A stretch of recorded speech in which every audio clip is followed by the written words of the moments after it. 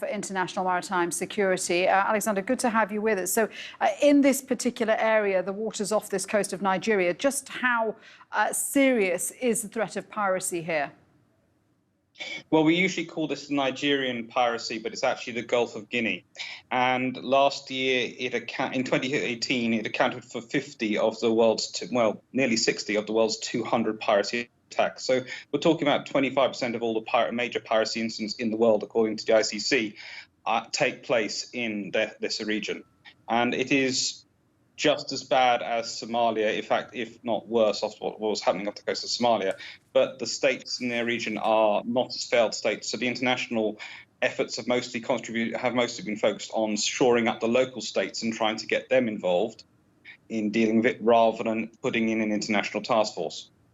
However, there was so much attention on Somali hijackings, and as we saw from those, it seems to be very difficult to offer protection to every single vessel that's travelling through that area. So how can security be improved for non-military vessels? Well, you have various systems you can fit onto ships, various systems of private security, i.e. you can either get people who actually are security specialists to be on a ship for a short period of time, or you can put in anti-boarding systems which make it more difficult to get aboard. Usually these can range from just putting on gates on the ladders and stopping people being able to get up them and get up the sides of the ships, to actual systems which basically blare out very loud, high-pitched noises which give you headaches. There are options, but most providers in this area have been sort of slowly moving towards implementing these because it hasn't had the profile of Somalia, because it hasn't been as successful. About 2/3 of all attempts are unsuccessful in this area. And there are other issues. The local states are trying their best. The local states, though, like Cameroon, Nigeria, are focused on land issues, though. They have their own issues that they're focused with. And there is a political element. There's economic motivation for the piracy, but there is also a large amount of the piracy which is focused on a group which is Movement for the Independence of the Niger Delta. And there's a political element to it as well as the economic element.